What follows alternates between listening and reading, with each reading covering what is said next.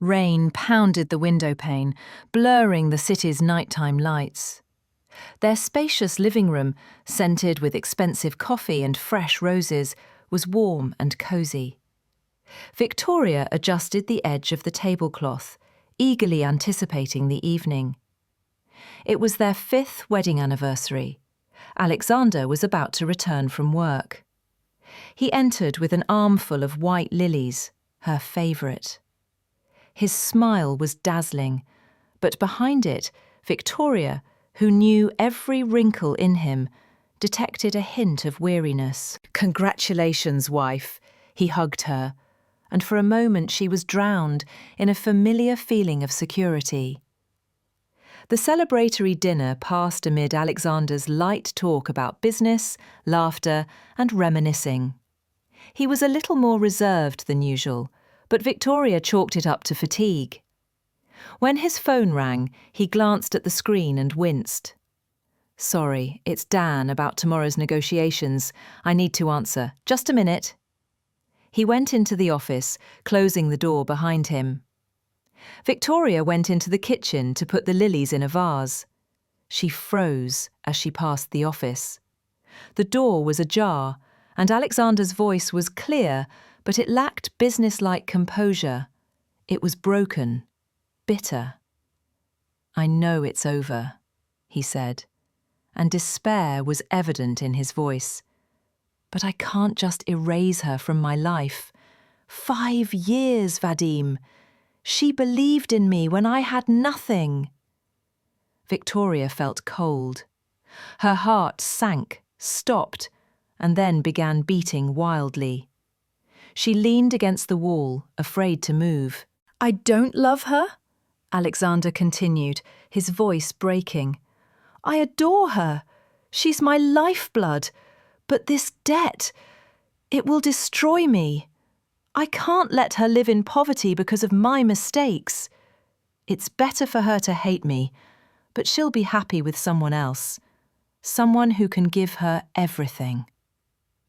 Victoria's ears were ringing. She couldn't hear another word. Duty, poverty, it's better for her to hate. These fragments of phrases formed a terrible picture. He was about to leave. He'd invented some noble reason to abandon her, to save her from himself. She didn't remember returning to the living room. The lily she was holding fell from her numb fingers. When Alexander left the office, his mask was back on. "Is everything all right?" he asked, but looking at her face, he understood. Everything. "Are you leaving?" she whispered, her voice betrayingly trembling. "Because of some kind of debt? Do you think I can't survive this with you?" Alexander's face turned white. He tried to deny it, to explain, but Victoria wouldn't listen. A wall of his lies and her pain rose between them. That night, they slept in separate rooms, and the rain outside turned into sleet beating against the glass. The next morning, Alexander left early, leaving a note on the table. "Let's not make rash decisions. I love you."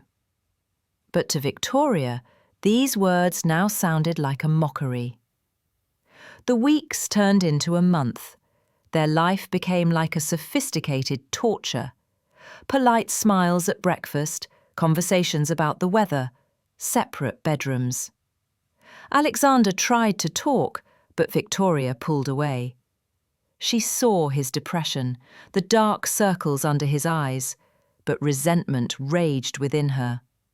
He hadn't confided in her. He had decided everything for both of them. One day, while rummaging through an old suitcase looking for documents, Victoria found a folder. It contained printouts of loan agreements, a mortgage on their apartment, and a payslip with terrifying figures. The debt was astronomical, and all the documents had been signed a year before their wedding. He had incurred this debt to start his own business, theirs together, which now brought in a steady income. But the debt remained. That evening, she came into the office where Alexander sat, hunched over papers. She placed the folder on the table. "Why didn't you tell me?" she asked quietly, without reproach. "We're partners in everything." He looked up at her, and in them she saw not the strong man, but the same boy who was afraid of losing everything. "I wanted to protect you, Vika. You deserve only the best, and I almost went bankrupt. I was one step away from leaving you with nothing."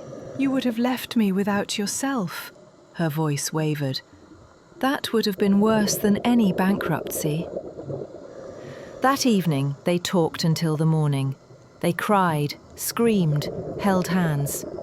She spoke of her pain from betrayal, he of his fear and the misguided sense of duty that had driven him to sacrifice their love.